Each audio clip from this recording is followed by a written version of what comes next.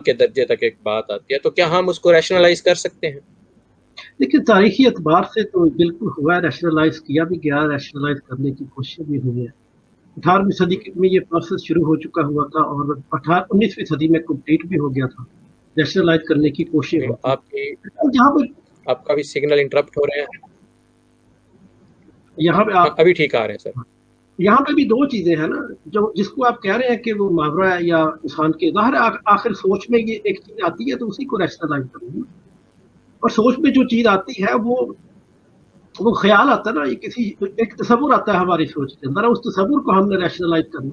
اور کسی بھی چیز کو اس وقت تک ریشنلائز نہیں کیا جا سکتا جب تک کہ اس تصور کا کنکریٹ ہمارے پاس موجود نہیں. ہم سوچ سکتے ہیں، ہم جس طرح شیف الذات تھی، شیف الذات کا سوال تھا تھنگ ان اٹ سیلف کا، کہ تھنگ ان اٹ سیلف بنیادی طور پہ کیا چیز ہے. تو بیسیکلی تو یہ ایک کانسیپٹ تھا نا، ایک عقلی آئیڈیا تھا جو یہ تھنگ ان اٹ سیلف ہے.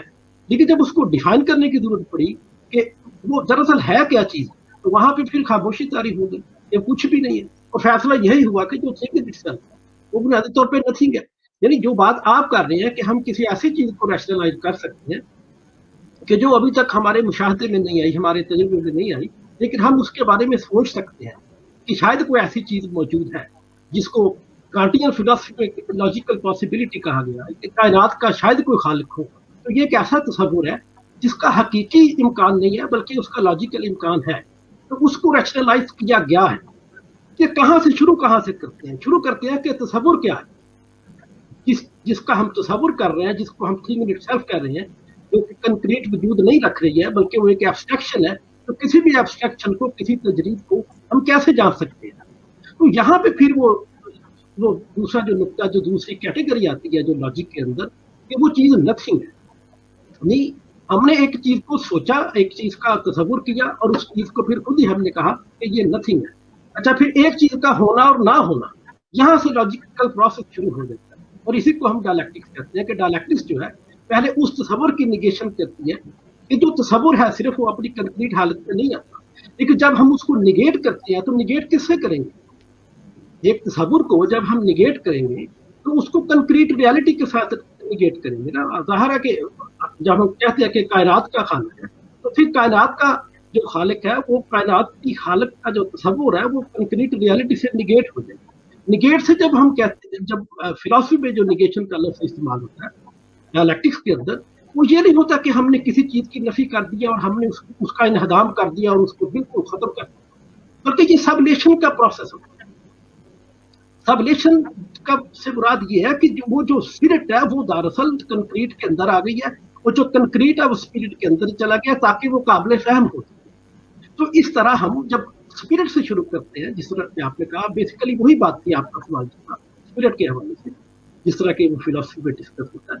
تو اس طرح ہم اس کو اس کا پرٹیکولر دے دیتے ہیں، جو یونیورسل ایک تصور ہے اس کا پرٹیکولر دے دیا اور اس کو قابل فہم کر دیا.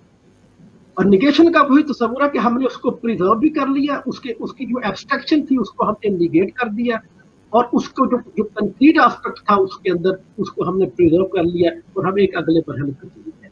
تو اس حوالے سے کیونکہ یہ چیزیں ہو چکی ہوئی ہیں فلسفی کے اندر، اور جب ہم ان چیزوں کو ڈیفائن کریں گے فلسفیکلی، ظاہر ہے کہ وہ اس کو یہ ساری باتیں ہمارے ذہن میں رہنی چاہیے.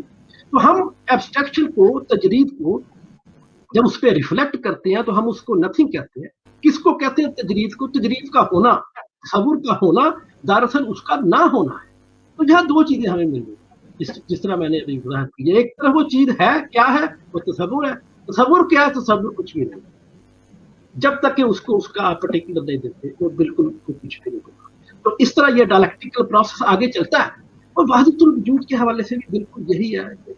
جو ماڈرن وحدت الوجود ہے جو اسپائنوزا سے آتا ہے، وہ چیزوں کے اندر دیکھتا ہے، اس کے اندر ہر چیز کے اندر اس کی اسپرٹ موجود ہے. اور جو باقی جو دوسرا جو ریئلٹیزم ہے اس کے تحت ہم یہ دیکھتے ہیں کہ جو اسپرٹ ہے وہ سرایت کرتی ہے ریالٹی کے اندر، اور جو ریالٹی ہے وہ دوبارہ اسپرٹ کے اندر سرایت کرنے کی ہے.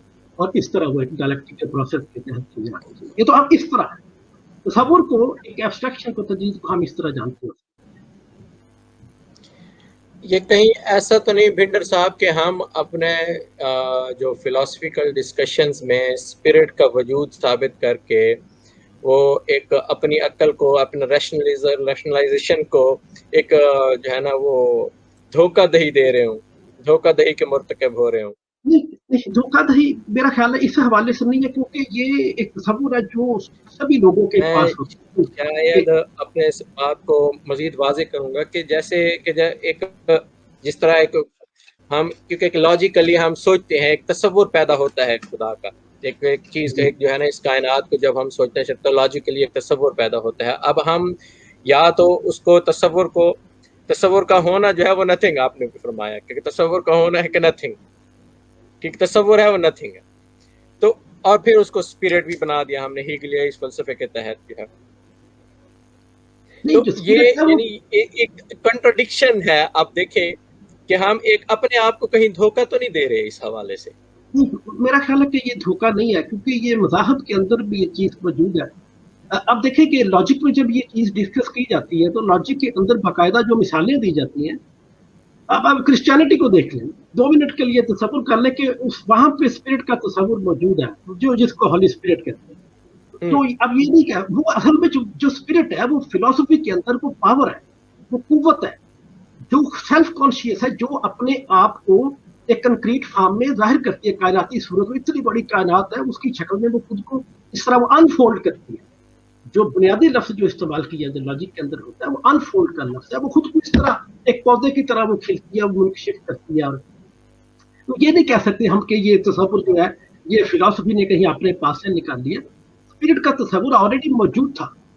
جہاں پہ جب یہ سارے فلاسفر آئے ہیں، انہوں نے آ کے دیکھا تو انہوں نے بڑی بڑی باریکی سے اس کا انالیسس کیا، تو اسی نتیجے پہ پہنچے کہ یہ تو میٹا فزیکل تصور ہے.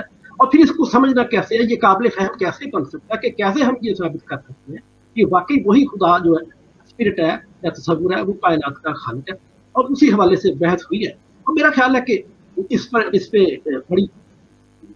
بڑی اس کو تسلیم بھی کیا گیا. ایک حوالے سے دیکھا جائے تو دونوں ہی لوگوں نے اس کو، یہودیوں نے بھی تسلیم کیا، ان کے جو فلاسفر تھے اور جو مسیحی فلاسفر تھے انہوں نے بھی اس کو تسلیم کیا. اور پھر جیسا ڈاکٹر صاحب نے بھی کہا ہے کہ دونوں ہی چیزیں پائی جاتی ہیں. جو اس کو نگیٹ کرتے ہیں وہ بھی ریشنل بنیاد پہ کرتے ہیں، جو اس کو افرم کرتے ہیں، اس کا اثبات کرتے ہیں، وہ بھی ریشنل بنیاد پر کرتے ہیں، اپنے اپنے دلائل دیتے ہیں. اور جو دوسروں کے دلائل کے اندر تضادات پائے جاتے ہیں اور جو مسائل کھڑے ہوتے ہیں، کچھ ایسے قضایا جو سمجھتے ہیں کہ ان کی تفہیم کے لیے وہ باہر رہ گئے تھے، ان سے کانسیپٹ کے اندر سے کچھ ایسی کیٹیگری، کچھ ایسے معاملات جو فلسافیکل ہیں وہ باہر رہ گئے ہیں، تو ان کی بنیاد پر وہ ان کو نگیٹ بھی کر دیتے ہیں. اور پھر جب وہ آگے تھوڑا چیزیں چلتی ہیں تو پھر وہ ان کو دوبارہ ان کو ایک کنکریٹ فارم میں لے کے آتے ہیں. اور یہ سلسلہ چل رہا ہے، اسی طرح چل رہا ہے. یہ افلاطون سے شروع ہوتی دیکھیں نا فلاسفرز جو تھے ان کے اندر سے جو مسیحیت، جس طرح ڈاکٹر رسل کہتا ہے کہ اگر پلوٹینس جو تھا جس نے وحدت الوجود کا تصور سب سے پہلے پیش کیا تھا ہمارے جو مذاہب کے اندر آتا ہے، رسل کہتا ہے کہ اگر آپ اس کو نکال دیں مسیحیت کے اندر سے، کرسچینٹی کے اندر سے، وہ کہتا ہے اگر اس کو نکال دیں تو کرسچینٹی ختم، کیونکہ وہ تثلیث کا تصور بیسیکلی تو وہی ہے جو وہاں سے چل رہا ہے کہ وہ خدا اور پھر عقل اور پھر اس سے اشراق ہوا روح کا، اور پھر یہ مادی دنیا جس کو وہ سرابیہ وہم کہتے ہیں. تو کہ اس طرح یہ چیزیں. جی جی جی آپ فرمائے، مکمل کیجیے اپنی بات. نہیں میں نے کر لیا، آپ پوچھے. جبکہ عقل اپنی دانست میں ہم جب کہتے ہیں تو ایک نامعلوم مقام پہ ہے، ہم کہیں اس پہ مقام کا کوئی تعین نہیں کر سکتے. ایک جستجو ہے، ایک سفر مسلسل ہے. جب ہم ایسی پوزیشن میں ہیں تو ہم کیسے ایک جو ہے نا جو حقیقت ہے اس کے لیے اس کو جو ہے وہ ڈینائی کر سکتے ہیں، اس کے لیے یا اس کے لیے جو ہے نا ہم کیسے کوئی جواز تلاش کر سکتے ہیں. جی دیکھیے یہ جو نامعلوم مقام کا مجھے تو نہیں پتا کہ یہ کون سا مقام ہے نامعلوم. مجھے تو یہ پتا کہ اس وقت تعین کر سکتے ہیں عقل کا، ہم جہاں جہاں ہم اس وقت کھڑے ہیں، مجھے یہ پتا کہ اس کے بارے میں ہمیں بہت کچھ معلوم ہے کہ ہم کہاں پہ کھڑے ہوئے ہیں. وہ جو انسان کی فکری تاریخ ہے وہ اس کو بتا رہی ہے کہ بھائی تم کہاں کھڑے ہو. اور پھر جو آپ آگے بڑھتے ہیں قدیم سے پھر ماڈرن پہ آتے ہیں اور ماڈرن سے پھر پوسٹ ماڈرن پہ آتے ہیں، تو وہ ہر لمحہ ہمیں پتہ چلتا ہے کہ ہم کہاں پہ ہیں، کہاں ہمارے ساتھ مسائل ہوئے تھے، کہاں ہم نے میں درست معذرت چاہوں گا، آپ کو درمیان میں انٹرپٹ کر رہا ہوں بھنڈر صاحب، بہت معذرت چاہوں گا. لیکن جیسے جیسے انسان اپنے قدم آگے بڑھاتا جا رہا ہے نا، وہ جو ایک صحرا میں سراب کا سا نظر آتا ہے نا کہ سامنے ایک سمندر ہے اور میں اس پانی کو پا چکا ہوں، پھر جاتے ہیں تو کچھ نہیں ہوتا. اسی لیے اس طرح سے کائنات مزید وسیع سے وسیع تر ہوتی چلی جاتی ہے اور احساس ہوتا ہے کہ ابھی کچھ بھی نہیں ہے ہمارے پاس، ہم کسی تعین کو مقام کا. دیکھیں وہ کہ آگے وہ کتنی وسیع ہوگی، ظاہر ہے یہ بات تو سوچنی اور اس کے بارے میں کوئی فیصلہ دینا وہ ایک ریشنل سی بات ہے.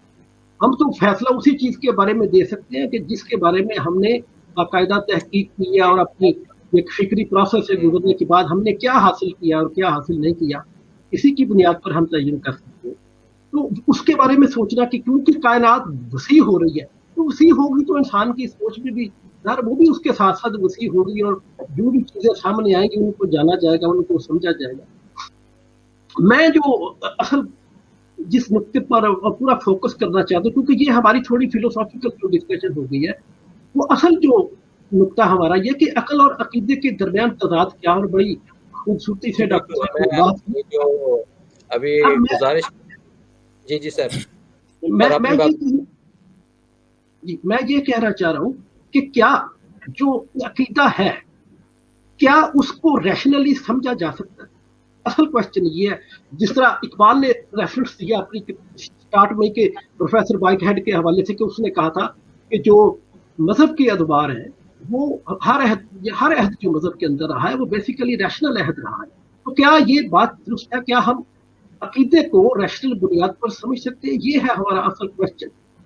اور پھر یہ بھی بات آپ دیکھیں اسی کتاب میں یہ بھی لکھا ہوا ہے، اقبال کی کتاب میں اس کا ریفرنس اس لیے دے رہا ہوں کیونکہ وہ کہتا ہے کہ ہم نے مذہبی تجربے کی بنیاد پر جو تھیسس کھڑا کیا تھا، وہ میرا خیال ہے دوسرا یا تیسرے لیکچر کی پہلی 2-3 لائن ہے، اس میں وہ کہتا ہے کہ جو تھیسس ہم نے کھڑا کیا تھا مذہبی تجربے کی بنیاد پر وہ عقلی تجربے پر پورا اترتا ہے. تو جو عقیدہ، جو تجربہ، جس کا اس نے تعین کیا، وہ باقاعدہ اس میں بحث کی ہے. کیا یہ پاسبل ہے؟ اور کیا ڈاکٹر صاحب اس سے اتفاق کرتے ہیں؟ کیا اقبال کی اس بات سے اتفاق کیا جا سکتا ہے کہ جو مذہبی تجربہ ہے اس کو ریشنلی سمجھا جا سکتا ہے؟ سر میں گزارش کروں، پہلی بات تو یہ ہے کہ جہاں تک میں سمجھ سکا ہوں، امید ہے کہ مجھے آپ وقت دیں گے میں اپنی بات عرض کر سکوں. جی سر، مکمل وقت آپ کے لیے ہے. تھنگ ان اٹ سیلف یا شے فی نفسی کا جہاں تک تعلق ہے، یہ لمیٹنگ کانسیپٹ ہے، نتھنگ نہیں ہے، لمیٹنگ کانسیپٹ ہے. یعنی آپ اپنے کانسیپٹ کو اس سے آگے، اپنی انکوائری کو اس سے آگے نہیں لے جا سکتے. نتھنگ اور تھنگ دونوں assertions ہیں، آپ جس کے بارے میں کہتے ہیں کہ یہ چیز ہے یا یہ چیز نہیں ہے. نگیشن اور افرمیشن دونوں حالتوں میں مطلب صورتحال مختلف ہوتی ہے. کانٹین فلسفی میں thing in it self limiting concept ہے، جس کا مطلب یہ ہے کہ اس سے آگے انکوائری نہیں بڑھے گی، یعنی اس طرف انکوائری نہیں جائے گی. اب میں مطلب اس کو تھوڑی سی بات اس لیے کرنا چاہ رہا ہوں کیونکہ یہ مذہب کا بیچ میں ریفرنس آ گیا ہوا، تو اس لیے مجھے اس آواز ٹھیک آ رہی ہے یا کوئی پرابلم ہو رہا ہے؟ آ رہی ہے، کنٹینیو کیجئے سر. اچھا جو اصل پرابلم ہے وہ جو اصل پرابلم آ رہا ہے وہ یہ ہوتا ہے کہ مطلب میں انسان کی حیثیت سے جب میں چیزوں کو ویژولائز کر رہا ہوتا ہوں، دیکھ رہا ہوں، میرے سامنے جو چیزیں موجود ہیں وہ چیزیں مجھ تک، میں ان چیزوں تک رسائی حاصل کرتا ہوں یا وہ چیزیں مجھ تک رسائی حاصل کرتی ہیں. تو میرے پاس 2 ایونیوز ہیں جن کے ذریعے وہ چیزیں مجھ تک آتی ہیں. میں مطلب حواس کے ذریعے وہ چیزیں مجھے ان کی کنکریٹ فارم جو ہے وہ سامنے آتی ہے، اور جو میں ریزن کی بنیاد پر اس کو ریشنلائز کرتا ہوں یا کانسیپچل، اس کا ایک ریشنل کانسیپٹ ہوتا ہے اور ایک اس کا سینسوری کانسیپٹ ہوتا ہے. اب دونوں کے دونوں ہیں کانسیپٹ میرے پاس، میں چیزوں کو انڈرسٹینڈ کرتا ہوں ان 2 چیزوں سے. اب میری انڈرسٹینڈنگ کی جو فیکلٹیز ہیں وہ مجھ تک جو کچھ ریویل کرتی ہیں وہ فارمز ہوتی ہیں، چاہے وہ سینسز کے ذریعے ہیں چاہے وہ ریزن کے ذریعے ہیں. دونوں کی دونوں فارمز مجھ تک آئی ہیں. اب جو فارمز آئی ہیں، میٹر وہ thing in it self it is over there, مجھ تک جو کچھ پہنچ رہا ہے میری فیکلٹی آف انڈرسٹینڈنگ سے پہنچ رہا ہے، اور وہ فیکلٹیز آف انڈرسٹینڈنگ ایسی ہیں جس سے میں چیزوں کو انڈرسٹینڈ کر رہا ہوں. چیزیں میرے دماغ میں کا آ کر پارٹ نہیں بن رہی، نہ میرا دماغ ان چیزوں کا پارٹ بن رہا ہے. فار دیٹ ریزن کہ مجھ تک وہ کانسیپٹ پہنچ رہا ہے یا وہ فارمز آ رہی ہیں جس کے ذریعے وہ میں ان کو مجھ پر انفولڈ ہو رہی ہیں. اچھا اب وہ جب یہاں پہنچتا ہے تو اس کے بعد اس نے کہا کہ کیونکہ میں فارمز کو انڈرسٹینڈ کر رہا ہوتا ہوں یا فارمز مجھ تک پہنچ رہی ہوتی ہیں، تو جو تھنگ ان اٹ سیلف ہے یا reality in its real form ہے جو وہاں موجود ہے، وہ تو ظاہر ہے میرے لیے اس سے آپ اپروچ سے باہر رہے گی. Thing in it self contained philosophy میں پہلی بات تو یہ ہے کہ وہ لمیٹنگ کانسیپٹ ہے. دیٹس ناٹ نتھنگ، وہ نتھنگ نہیں ہے بلکہ لمیٹنگ کانسیپٹ ہے. اور دوسری بات یہ ہے کہ ڈاکٹر جیسے بھنڈر صاحب نے ایک سوال اٹھایا کہ ریشنلائزیشن آف عقیدہ کا جہاں تک تعلق، دیکھیے عقیدے کو ریشنلائز کرنے سے تو آپ کو کوئی نہیں روک سکتا. پرابلم یہ ہے کہ ریشنلائزیشن کے پروسیس سے آپ کے پاس جو فنش پروڈکٹ بنے گی اس کی حیثیت کیا ہوگی. ڈاکٹر صاحب میں گزارش کروں گا، معذرت چاہوں گا انٹرپٹ کروں کہ بھنڈر صاحب کا سوال ہے کہ کیا ریشنل بنیادوں پر عقیدے کو سمجھا جا سکتا ہے؟ سر دیکھیں ریشنل بنیاد پر مثال کے طور پر میں اگر کہتا ہوں خدا ہے، میں کہتا ہوں محمد رسول اللہ صلی اللہ علیہ وسلم کہتے ہیں خدا ہے، تو میں کیوں نہیں سمجھ رہا؟ میں تو سمجھ رہا ہوں. اس کو ریشنلائز کرنا ایک اور چیز ہے، چیزوں کو ریشنلائز کرنا مختلف شے ہے.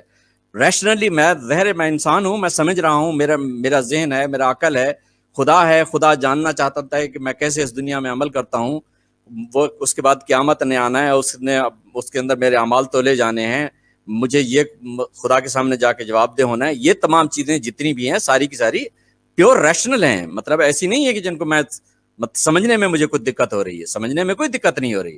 ریشنلائزیشن بہت مختلف چیز ہوتی ہے. اس کا مطلب ہوتا ہے کہ میں مختلف کانسیپٹس کے درمیان ایک انٹلیکچوئل کنسسٹنسی کو ورک آؤٹ کرتا ہوں، ان کو انٹلیکچولائز کرتا ہوں، اور ان کو اگر وہ کنکریٹ ہیں تو میں ان کو ایبسٹریکٹ بنا دیتا ہوں، وہ ایبسٹریکٹ ہیں تو میں ان کو کنکریٹ فارم دینا چاہتا ہوں. یہ ایک پروسیس ہوتا ہے جس میں مطلب اصل پرابلم آ کے شروع ہوتا ہے.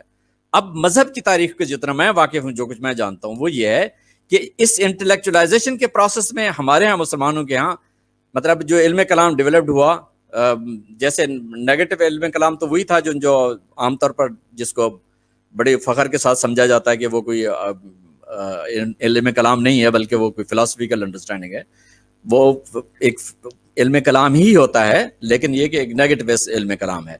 اور جو پازیٹیو علم کلام یا افرمیٹو علم کلام ہے جس کے اندر مذہبی عقائد کو ثابت کیا جاتا ہے کہ وہ ہیں اسی طرح سے، اس کے اندر آپ جا کے دیکھیں گے ہمارے ہاں ایک عجیب قسم کا کانٹرڈکشن ڈیولپڈ ہوا ہے کہ جن لوگوں نے عقلی اعتبار سے انٹلیکچولائز کیا تھا خدا کے وجود کو، اس کے مد مقابل بالکل مد مقابل ایک دوسرا گروہ آیا صوفیہ کا، مسٹکس کا. انہوں نے آ کر کہا کہ پائے استدلال یا سخت بے تمکی بود، مطلب استدلال سے کوئی کام نہیں بنتا. اب کیا کرنا ہے؟ اب دید دوست یعنی کنکریٹلی آپ سینس پرسپشن میں آ جائیں. اب انہوں نے سینس پرسپشن میں جب آئے تو سینس پرسپشن کی ڈومین میں آ کر انہوں نے ریلیجس ایکسپیرینس کو وہاں آ کر ورک آؤٹ کیا، جیسے مذہبی تجربہ بھنڈر صاحب نے علامہ اقبال کے حوالے سے کہا کہ مذہبی تجربہ. اب مطلب مجھے ایک انٹرسٹنگ پوائنٹ جو بھنڈر صاحب کے ہاں ملتا ہے وہ یہ ہے کہ ڈسکشن میں بھنڈر صاحب اگرچہ اس میں بحث میں نہیں جانا چاہتا تھا، لیکن اگر پرٹیکولر یونیورسل ایک ہے تو یہ اقبال کا موقف تھا. اقبال نے کہا تھا کہ عقل اس میں تھاٹ اینڈ بینگ کی آئیڈینٹی ہے، تب تو یہ آرگومنٹیشن کوئی کام دے سکتی ہیں. دوسرے لیکچر میں انہوں نے کہا تھا کہ تھاٹ اینڈ بینگ کی آئیڈینٹی کو اگر آپ ورک آؤٹ کر سکتے ہیں، اگر یہ ثابت ہو جاتا ہے کہ تھاٹ اینڈ بینگ ایک ہیں، تو یہ جتنی بھی 3 طرح کی آرگومنٹیشنز ہیں ان تمام کو ایک کیا جا سکتا ہے. اگر یونیورسل اور پرٹیکولر کو ایک جگہ پر لایا جا سکتا ہے تو اس کا صرف ایک ہی مطلب ہے، اور وہ یہ ہے کہ تھاٹ اینڈ بینگ کو آئیڈینٹیکل مان لیا جائے یا اس کی آئیڈینٹی کو ورک آؤٹ کر لیا جائے. خیر، جو اصل مسئلہ ہے، پہلے میں یہ گزارش کرنا چاہ رہا ہوں کہ انٹلیکچولائزیشن آف عقیدہ، کسی عقیدے کو جب آپ انٹلیکچولائز کرتے ہیں تو اس کا ایک الگ مطلب ہوتا ہے. اس کا مطلب اس کو عقلی بنیاد فراہم کرنا نہیں ہوتا، اس کا مطلب ہوتا ہے اسے ریشنل پروسیس میں ڈالنا، اس کو ایبسٹریکٹ بنانا، اس کو انٹلیکچوئل یا اس کو لاجیکل کنسسٹنسی دینا ہو اس پورے تھاٹ کو. یہ ایک بالکل مختلف بات ہے، یہ ایک بالکل ہی مختلف چیز ہے جس میں آپ کہیں بھی مطلب اس دائرے میں جب آپ جائیں گے تو پھر آپ کو اور طرح کی مشکلات درپیش ہوں گی. میں اس لیے آپ سے عرض کر رہا ہوں کہ اگر آپ مذہب کی بنیاد پر جاتے ہیں تو آخر یہ پورے 1400 سال کے اس عرصے میں ہم کیوں یہ کہتے ہیں کہ جو اصحاب نبی صلی اللہ علیہ وسلم ہیں ہم وہ سب سے افضل ہیں؟